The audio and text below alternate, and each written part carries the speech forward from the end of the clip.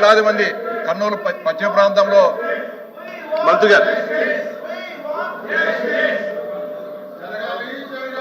సభ్యులు ఇవాళ పోడియం దగ్గరకు వచ్చి ఈ విధంగా మాట్లాడటం చాలా బాధాకరమైన విషయం. వాళ్ళు దేనికి సపోర్ట్ చేస్తున్నారో మాకైతే అర్థం కావట్లేదు. అంటే సోషల్ మీడియాలో మహిళల పట్ల అసభ్యంగా మాట్లాడే వాళ్ళకి సపోర్ట్ చేయడానికి ఇక్కడికి వచ్చారు, వీళ్ళు ప్రశ్నలు అడగడానికి వచ్చారు అనేది మాకు అర్థం కావట్లేదు.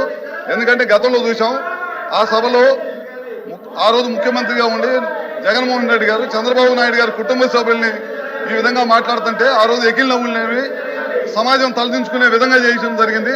తర్వాత పవన్ కళ్యాణ్ గారి కుటుంబాన్ని అదేవిధంగా అనితా గారిని, మినిస్టర్ అనితా గారిని కాకుండా లాస్ట్ కి జగన్మోహన్ రెడ్డి గారి స్వయాన చెల్లెలను కూడా ట్రోలింగ్ చేసి ఇబ్బంది పెట్టిన పరిస్థితి ఎదుర్కొందన్నమాట ఈ రాష్ట్రంలో. ఇలాంటి వాళ్ళ కోసం ఇవాళ పోడియం చుట్టుముట్టి రాష్ట్రానికి సంబంధించిన టయాన్ని ఏదైతే మంచి ప్రశ్నలు, ప్రజలకు ఉపయోగపడే ప్రశ్నలు అడుగుతున్నారో ఆ టయాన్ని అన్నింటిని కూడా వేస్ట్ చేస్తూ సమాజం తలదించుకునే విధంగా ఇవాళ సభ్యులు ప్రవర్తించడం చాలా బాధాకరమైన విషయం అని చెప్పి కూడా మీ ద్వారా తెలియజేసుకుంటూ సెలవు కూర్చోండి. ఎల్వైపీ గారు కూర్చోబెట్టండి.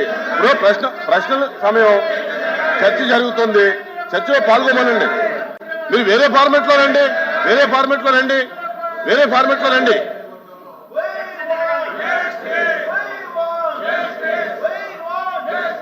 ఎల్వైపీ గారు మారుతున్నారు.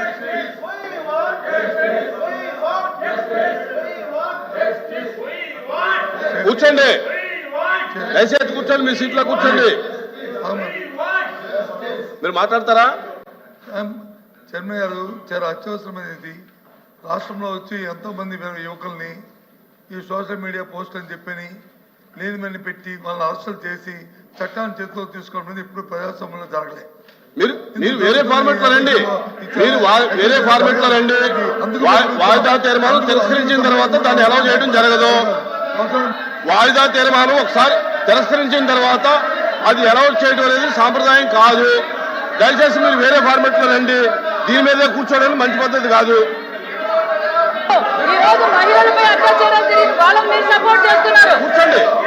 కూర్చోండి.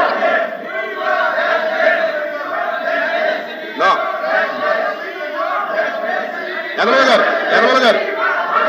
గారు శ్రీకాంత్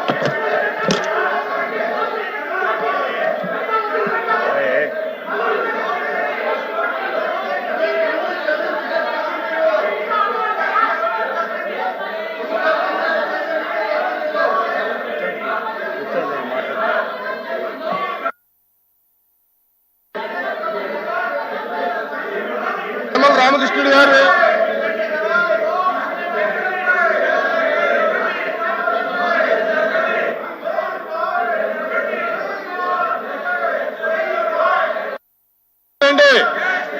మీరు వేరే ఫార్మెట్ లో రండి. వాయిదా తీర్మానం తిరస్కరించాం, మీరు వేరే ఫార్మెట్ లో రండి.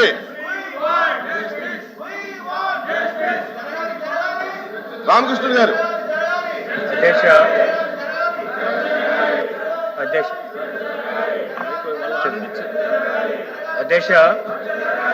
అధ్యక్ష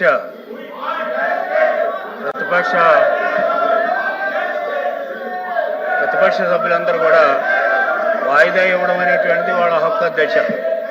అంటే వాయిదా ఇచ్చిన తర్వాత చైర్మన్ గారి ఇష్టం, అది డిజాల్వ్ చేశారు. మీరు డిజాల్వ్ చేసిన తర్వాత సభ్యులు ఈ విధంగా గొడవ చేయడం అనేటువంటి కరెక్ట్ కాదు. అలాగే వెళ్ళలోకి వచ్చి ప్రొసీడింగ్స్ అన్నీ కూడా ఆఫ్ చేయడం కూడా కరెక్ట్ కాదు అధ్యక్ష.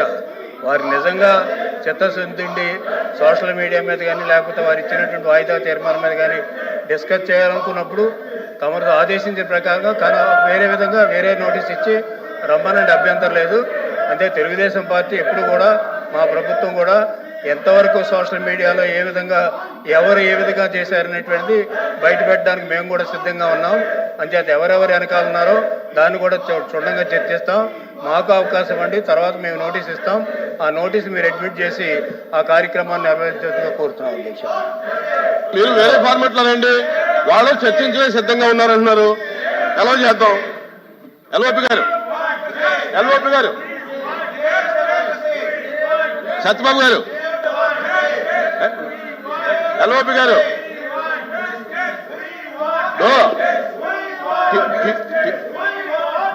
మాట్లాడలేకపోతే ఎలాగా?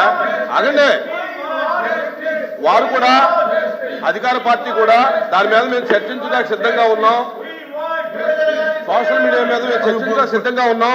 వేరే ఫార్మాట్ లో రమ్మనండి. వాయిదా తీర్మానం అయింది కాబట్టి వారు వాయిదా తీర్మానం తిరస్కరించారు కాబట్టి వేరే ఫార్మాట్ లో రమ్మనండి. మేము సిద్ధంగా ఉన్నాం చర్చించడానికి చెబుతున్నారు. మీరు వేరే ఫార్మాట్ లో రండి. ఇప్పుడు చర్చించండి అధ్యక్ష. వెంటనే మీరు అడిగా ఇప్పుడు చర్చించండి. ఇవ్వండి. వేరే ఫార్మాట్ లో ఇవ్వండి. చర్చించండి. వేరే ఫార్మాట్ లో ఇవ్వండి. ఇప్పుడు రాంభూపాల్ రెడ్డి గారు వేదవతి ప్రాజెక్టు నిర్మించినందువల్ల ముఖ్యంగా కర్నూలు పశ్చిమ ప్రాంత రైతాంగానికి చాలా మేలు జరుగుతుంది అధ్యక్ష. అంతేకాకుండా లక్షలాది మంది ప్రజలు ఈ రోజు కూడా వలసలకు వెళ్ళిపోతున్నారు అధ్యక్ష.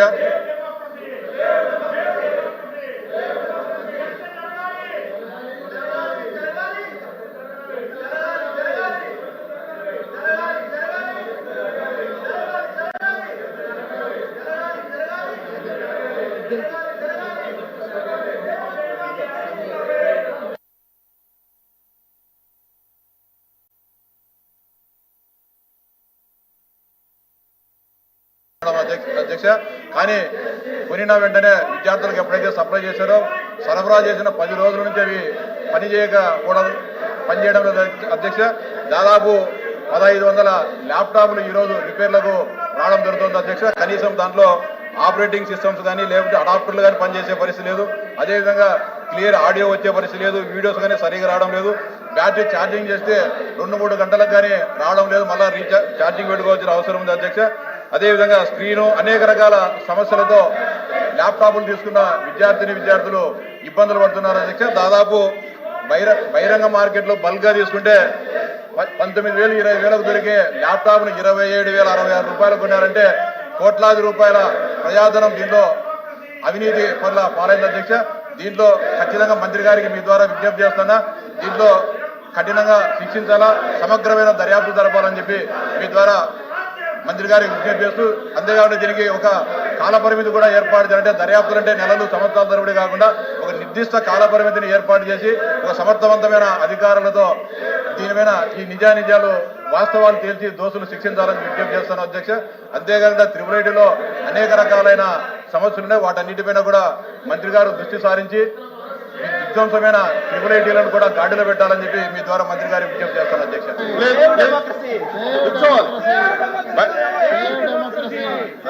మంచి పద్ధతి కాదు.